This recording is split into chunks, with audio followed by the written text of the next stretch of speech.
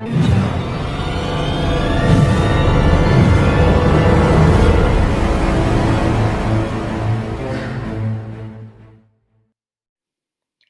everyone, welcome to my channel Anupma Biology Classes.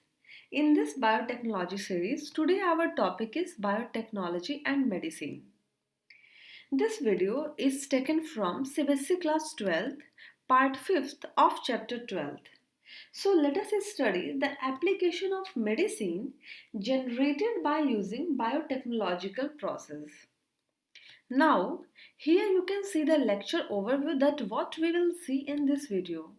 In this video, we will see biotechnological application in medicine, in which polymerase chain reaction, pharmaceutical products, in which insulin, human growth hormone, steroids, immunomodulations, vaccines, interferons, monoclonal antibodies, then gene therapy, and the last is practical applications of genetic engineering. Now, the first topic, that is biotechnological applications in medicine. So, what are the use of biotechnology in medicine? We will see here. Modern biotechnology is making a great contribution to medicine, both in the diagnosis of disease and in the development of pharmaceutical products for disease therapy. One purpose of DNA technology is to identify the genes whose mutation causes genetic disease. This discovery can help to find ways for diagnosing, treating, and preventing mutations. Here you can see the medical biotechnology and the use in which fields. So at first DNA fingerprinting, gene profiling, then prenatal diagnosis of inherited disease, pharmacogenomics, skin grafting, development of vaccines, biopharmaceutical like insulin, somatostatin, interferons, and gene therapy. So these are the fields in medical biotechnology. Now, DNA technology can also deals with other disease from arthritis to AIDS. Person's susceptibility to many non-genetic disease is also influenced by his or her genes. Moreover, all disease involve changes in gene expression within the affected cells and often within the patient immune system. By comparing gene expression in healthy and diseased cells, biotechnologists hope to identify genes which are turned on or off in particular disease. These genes and their products are the focus for disease therapy. Now, the first application is in polymerase chain reaction, that is, in short, you can say PCR. So, what is PCR? PCR is a technique by which any piece of DNA can be quickly amplified without using cells. The DNA is incubated in a test tube with a special kind of DNA polymerase enzyme, a mixture of deoxyribonucleotides for use as raw materials, and short pieces of synthetic single-stranded DNA to serve as primers for DNA synthesis. PCR can make billions of copies of a DNA segment in a few hours. To clone a DNA segment in bacteria takes days. When the source of DNA is scanty or impure, it can be amplified by PCR technique. Amplification can make the identification of DNA easier. You can see here in the process of PCR, at first denaturing, then annealing, and after that extension. Since the sequence of HIV DNA is known, its amplification by PCR can help detect HIV DNA in blood or tissue sample. This is often the best way to detect an otherwise elusive infection. So how does PCR works? So in case of PCR, you need the DNA molecule you want to copy. Second, DNA primer molecules, short single-stranded chains of nucleotide that attach to the unzipped DNA. Then DNA polymerase, a system for heating and cooling the DNA strands. DNA from single embryonic cells is amplified by PCR. Here you can see the PCR machine for rapid prenatal diagnosis of genetic disorders. DNA from tiny amount of the blood tissues or semen found at the site of crime can be amplified to facilitate its identification. DNA technology can help in identify individuals with genetic disorders before the appearance of symptoms, even before birth. It is also possible to identify symptomless carriers of potentially harmful recessive alleles such as of hemophilia, phenylketonuria, etc. So this is all about the polymerase chain reaction or PCR. Now, the role of biotechnology in pharmaceutical products. So if we talk about the pharmaceutical products, many pharmaceutical products have been produced by using DNA technology.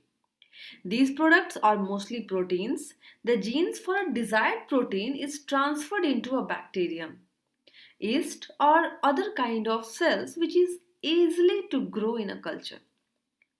Such host cells produce large quantities of proteins in a short time. Thus, the proteins that naturally occur in minute amounts can be had in large quantities. Moreover, the host cells can be engineered to secrete a protein as it is made, thereby simplifying the task of purifying it by traditional biochemical methods. Now, here you can see the pharmaceutical products and the use of biotechnology.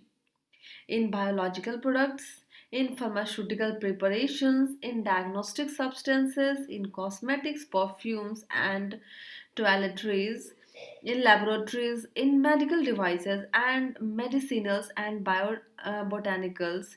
So, these are the use of biotechnology in all these fields. Now, if you talk about the hormones, which is the first pharmaceutical product, mammalian hormones were among the first products prepared in bacteria by DNA technology. Human insulin and human growth hormones are earliest examples.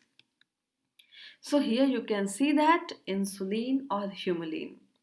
Insulin is an important life-saving drug for diabetes patients.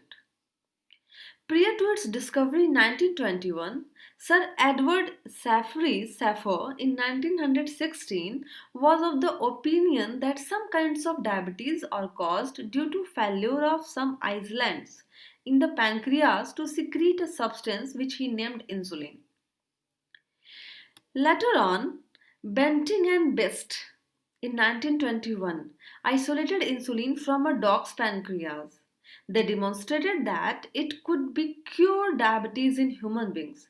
Since then, insulin is regularly extracted from pancreas of slaughtered cattle and pigs and used for the treatment of diabetes. Now, here you can see the molecular structure of insulin in which there are two chains. Chain A has 21 amino acids and chain B has 30 amino acids. The two chains are linked by disulfide bonds. Human insulin consists of 51 amino acids which arranged in two polypeptide chain. You know it. The chain A has 21 amino acids whereas the chain B has 30 amino acids. These two chains are interconnected by two disulfide bridges. Mammalian insulin is synthesized as a prohormone that undergoes a processing to become fully mature and functional insulin molecule.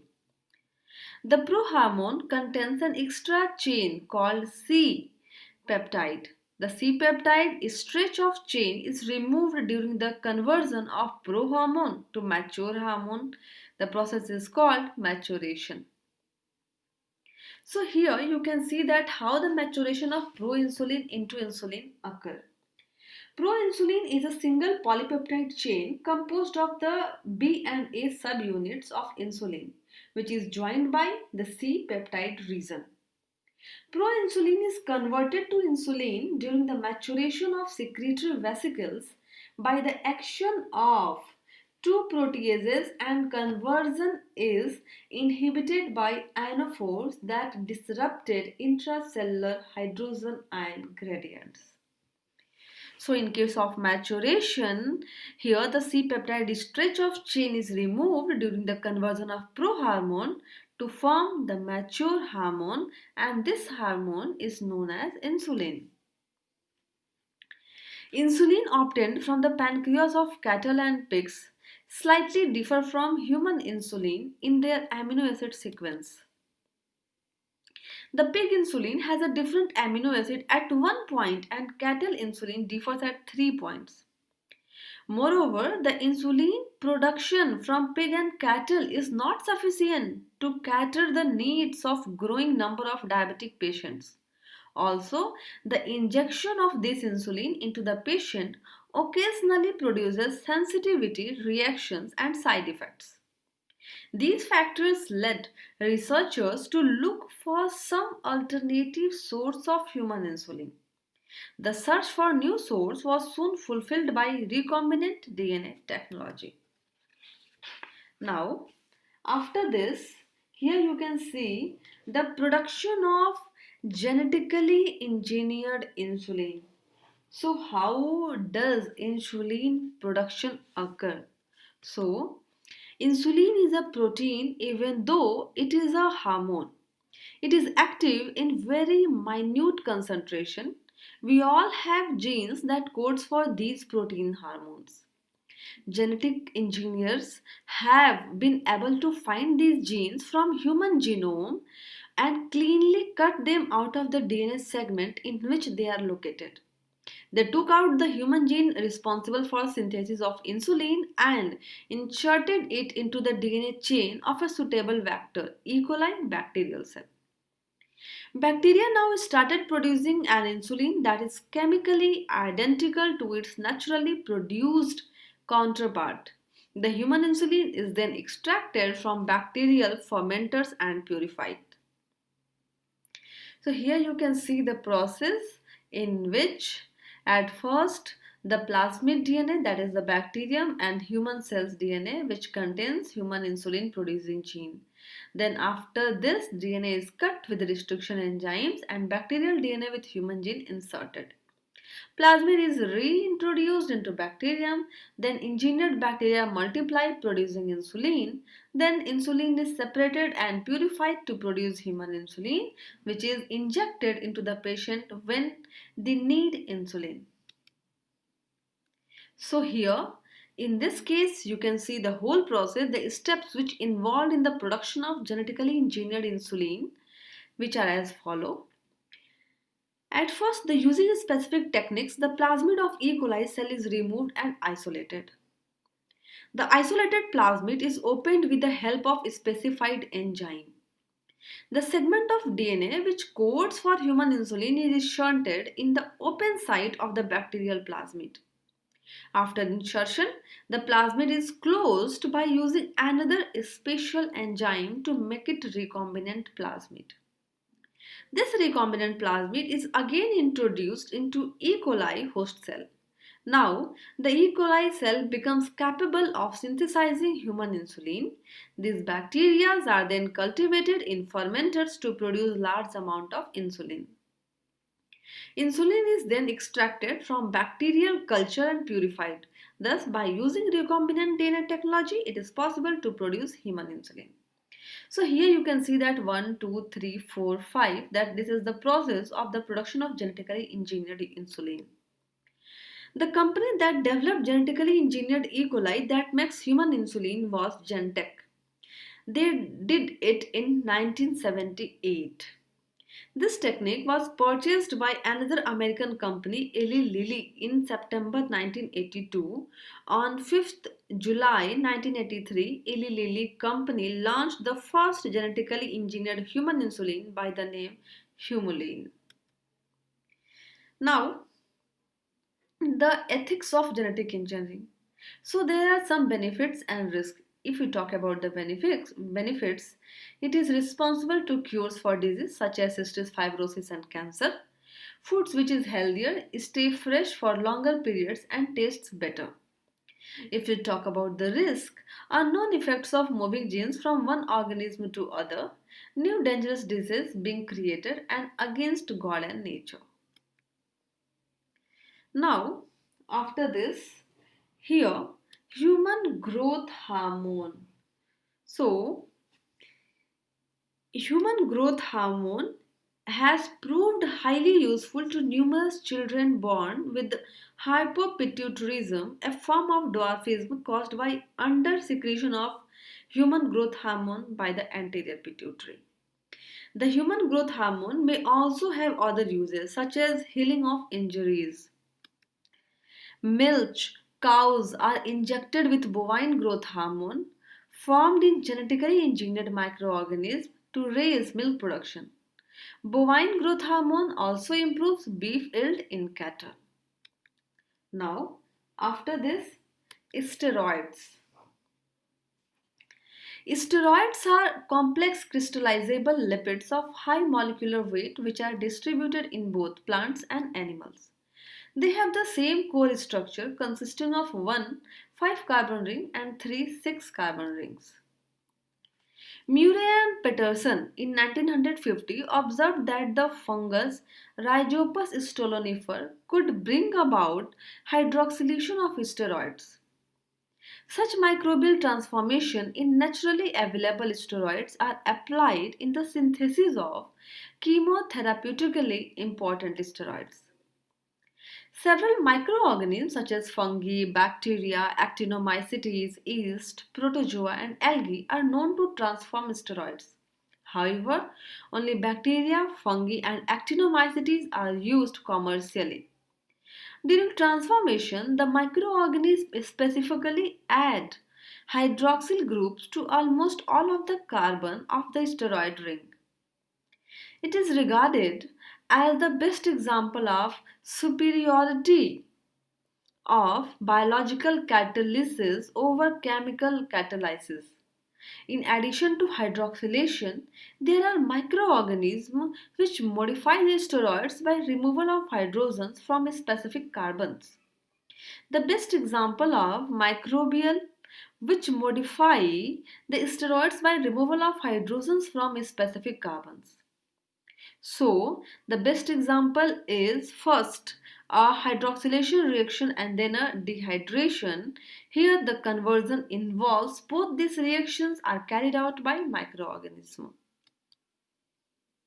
Cholesterol, here in this picture you can see the structure of cholesterol, is one of the most important steroid in animals and human beings. It is an essential component of animal cell membranes. The cholesterol acts as a starting point for the synthesis of many steroid hormones for the body, including male sex hormone, testosterone, and female sex hormones, estrogen and progesterone. Some of the important use of steroids are: steroid hormones are known to be regulators of the metabolism in the animal or human body. Cortisone and its derivatives, that is prednisone and prednisolone, are effective in the treatment of rheumatoid arthritis. Estrogens and progesterone are employed in the preparation of oral contraceptives. Steroid treatment is given to suppress immune response in patients with autoimmune disease or persons who have had organ transplants. Prednisolone is used as an anti-inflammatory drug. Now, after this, immunomodulations. So, what is immunomodulation? Recently prepared pharmaceutical products fight in new ways in certain diseases which defy the traditional drug therapy. So, here at first, the antisense nucleic acid. The single-stranded molecules of DNA or RNA have been prepared that base pair with mRNA molecules and block their translation. Inactivation of the specific mRNA involved in the viral replication or the transformation of cells into the cancerous state could check the spread of the disease. Now, if we talk about the genetically engineered proteins or recombinant proteins, that is protein produced by the transgenes, are known to block or mimic surface receptors present on the cell membranes. One such protein mimics a receptor protein that HIV binds to it, entering white blood cells. The HIV binds to this protein molecule instead and fails to enter the white blood cells. Recombinant DNA technique can be used to produce large amounts of specific protein molecules normally present on the surface of a pathogen. If this protein stimulates an immune response against the pathogen, it can be used as a vaccine. A pathogen can be attenuated or weakened by modifying its genome with the help of genetic engineering. A vaccine consisting of an attenuated microbe is usually more effective than a vaccine formed of a surface protein only because it triggers a greater response by the body's immune system. Pathogens attenuated by genetic engineering may be safer than those weakened by natural mutations traditionally used in vaccines. Now, after this, here the vaccines. It means what are the use of biotechnology in vaccines? Vaccines are either attenuated, that means live, but weak, or dead, that is inert agents of disease, which when administered into a healthy person provide temporary or permanent immunity to that particular disease. The term vaccine was introduced by Edward Jenner in 1790, who worked on smallpox. Later, the Jenner's findings were extended by Louis Pasteur in 1879 to other infective diseases such as anthrax, rabies, and cholera. Pasteur established the scientific basis of vaccination. Since the days of Pasteur, the principle of vaccination have not changed. You have already learned about the vaccine and vaccination in previous video, understanding that is human disease. So, recently many new vaccines of immense importance have been produced with the help of genetic engineering techniques. These are called second generation vaccines. They are more uniform in quality and produce less side effects as compared to first generation vaccine which is produced by conventional methods. Example of second generation vaccines are the vaccines produced for hepatitis B and herpes virus. Nowadays, even third generation vaccines called synthesized vaccines have been produced. Looking to the advances in the field of biotechnology, it may now be possible to build these vaccines into plants eaten as part of the normal diet such as banana and apple. Now, after this, interferons. Interferons are the class of antiviral proteins that is called cytokines functioning as immune regulators or lymphokines produced by the infected cells in response to viral infection. These proteins are produced by most body cells on exposure to viruses. These diffuse to neighboring cells and trigger a reaction that neutralizes the particular viruses which induce their formation. Sometimes they also neutralize other viruses and thus prevent viral infections. If these proteins are isolated and introduced into other cells, they develop antiviral properties. Besides resisting the viral infection, the interferons also inhibit cellular proliferation and modulate the immune system of the organism. Now, interferons have three major classes, that is interferon alpha, interferon beta, and interferon gamma. So, what are their properties? According to the property that is current nomenclature, IFN alpha, IFN beta, and IFN gamma. According to former designation, alpha is in leukocyte, beta is in fibroblast, and gamma is in immune interferon. According to type designation, alpha is type 1, beta is type 1, and gamma is type 2. According to number of genes that code for family, more than or less 20, beta 1 and gamma 1. According to principal cell source, alpha is in most cell types, beta is also in most cell types, and gamma is in lymphocytes. According to inducing agents, alpha is viruses and double-stranded RNA, beta viruses and double-stranded RNA, and gamma is in mitogens. According to stability at pH 2.0, so here alpha and beta are stable and gamma is labile. According to homology with IFN alpha, 80 to 95% alpha and beta 30% and gamma less than 10%. According to chromosomal locations of gene, alpha and beta is 9%, 9 and the gamma is 12. According to size of secreted proteins, alpha is 165, beta is 166 and gamma is 143. According to IFN receptors, alpha is IFNAR, beta is IFNAR and gamma is IFNGR. And according to the chromosomal locations of IFN receptor genes, alpha and beta is 21, 21 and gamma is 6. So in most of the properties, alpha and beta are same but gamma is different. So alpha interferon source is monocytes and B lymphocytes, beta interferon source is fibroblast and epithelial cells, and gamma interferon source is T cells. Now, what are the functions of interferon?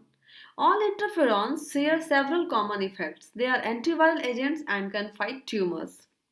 Another functions of interferon is to upregulate major histocompatibility complex molecules MHC1 and MHC2 and increase immunoproteasome activity. Higher MHC1 expression increases presentation of the viral peptides to cytotoxic T cells, while the immunoproteasome processes viral peptides for loading onto the MHC1 molecule, thereby increasing the recognition and killing of infected cells by T cells. Discovery of interferons in 1957 and discovery by Isaac and Lindman did an experiment using chicken cell cultures, found a substance that interfered with the viral replication and was therefore named interferons. Nagano and Kozima also independently discovered this soluble antiviral protein.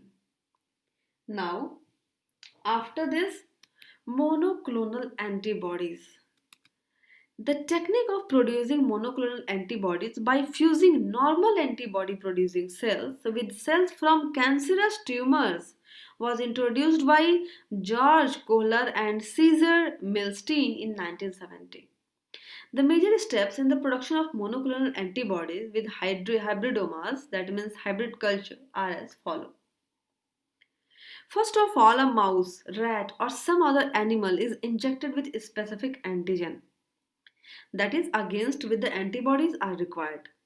The animal starts developing antibodies against the antigen in B lymphocyte cells in spleen. The spleen of animal is removed and its B lymphocyte cells are isolated.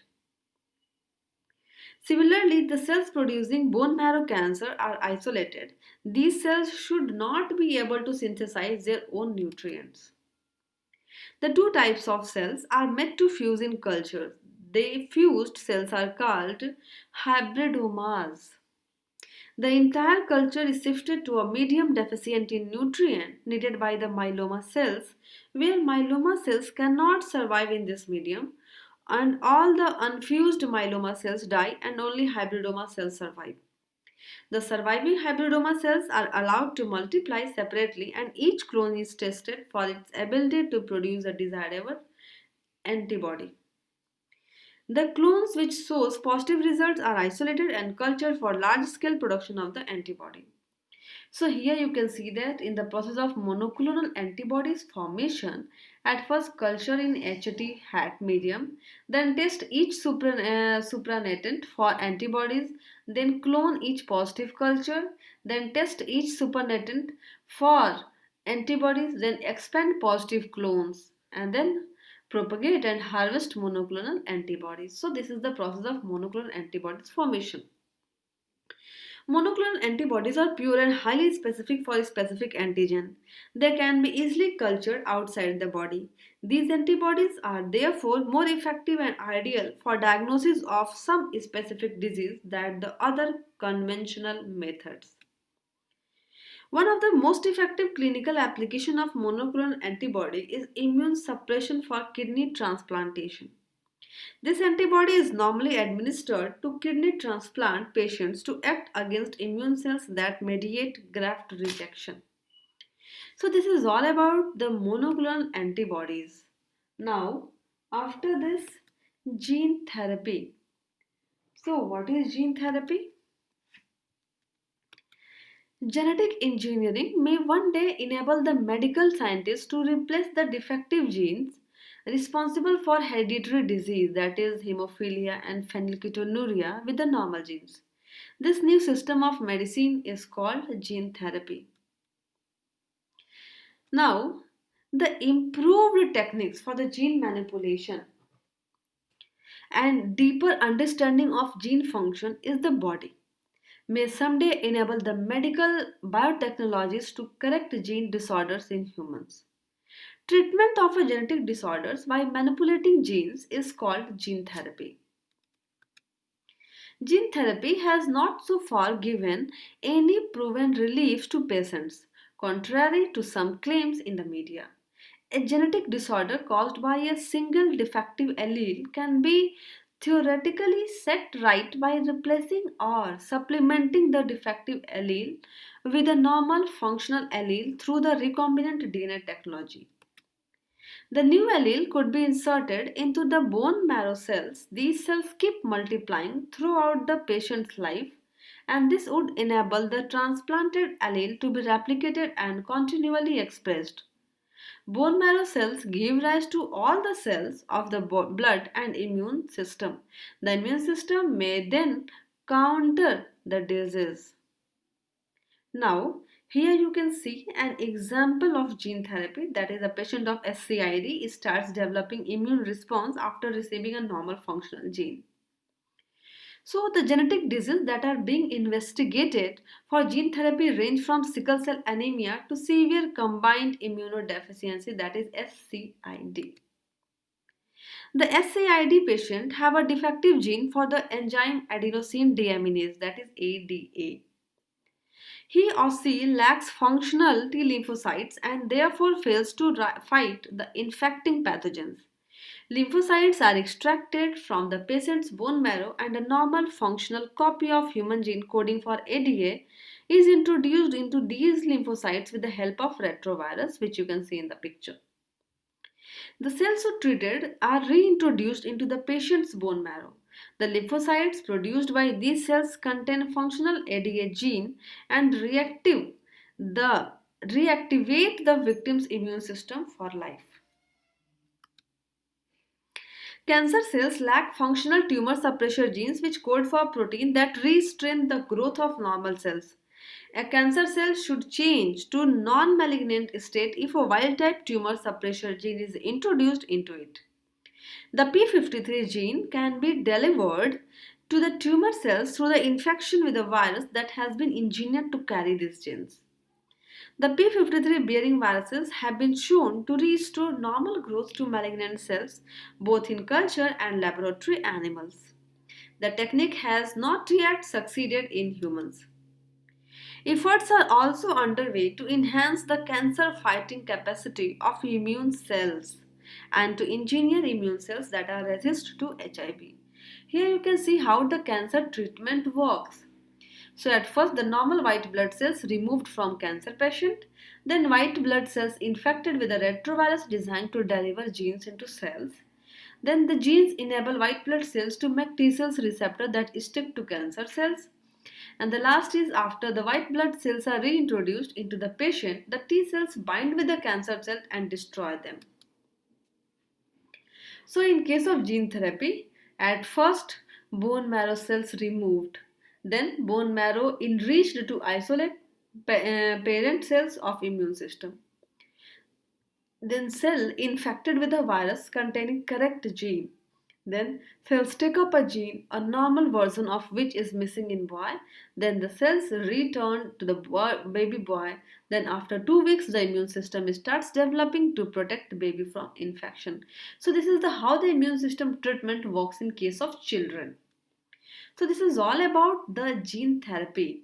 Now, after this, here the practical applications of the genetic engineering. So, what are the practical applications? At first, diagnosis of disease. Genetic as well as infectious disease can be diagnosed by using DNA technology. This is done with probe consisting of a short segment of single-stranded DNA attached to the radioactive or fluorescent marker.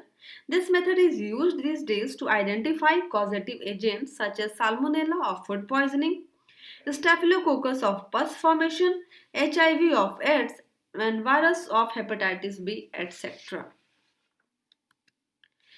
Now, gene therapy. Genetic engineering may one day enable the medical scientists to add, delete, or alter a specific gene to modify the patient's genotype for the treatment of hereditary disease like the hemophilia and phenylketonuria, and this system of medicine is called gene therapy. After this, production of genetically modified organism in which there are many varieties. The first one is synthesis of pharmaceutically useful chemicals. These include human insulin, interferons, human growth hormone, blood clotting factor, tissue plasminogen activator that dissolves clots, vaccines, antibodies, etc. Next is efficient nitrogen fixation.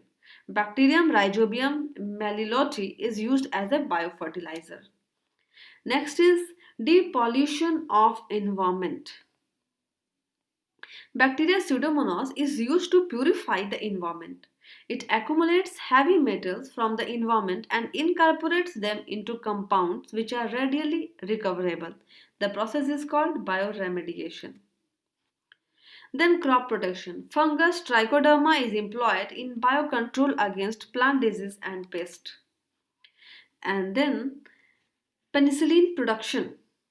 High yielding strains of the fungus Penicillium are producing penicillin in large amounts. Now, then here lignin removal. So if we talk about the lignin removal, here you can see that termites is used for the removal of undesirable lignin in wood industry. Then synthesis of useful substances.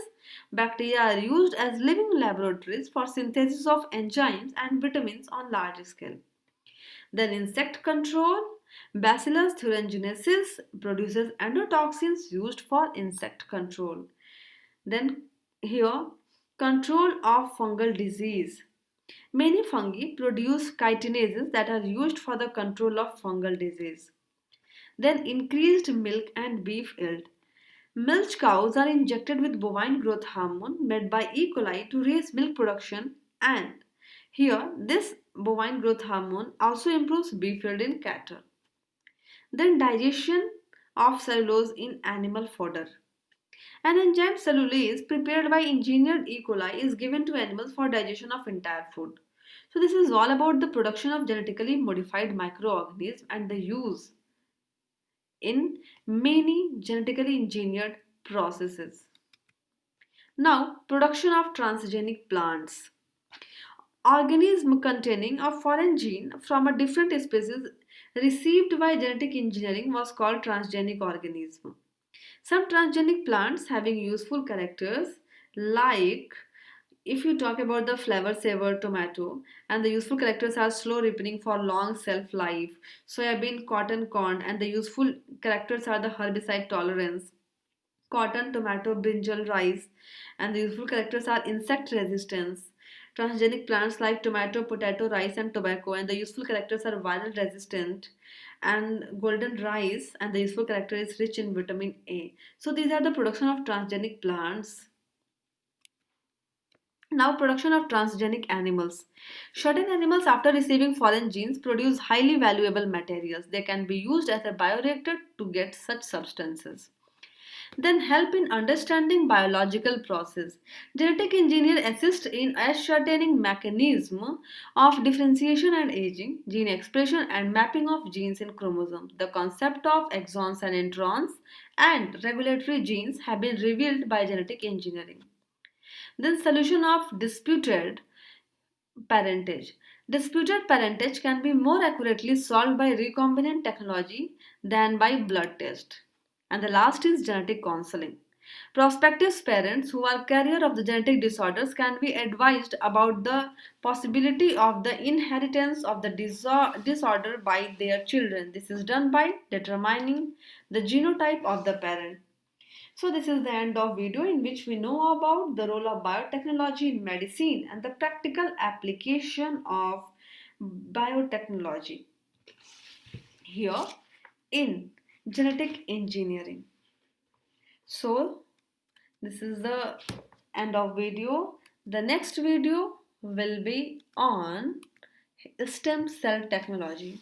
So if you understand this video, please like and share it and subscribe to my channel Anupma Biology Classes. If you have any questions, any queries or any suggestions, you can ask in the comment section below. And keep watching, keep learning, keep improving. And thank you for the watching.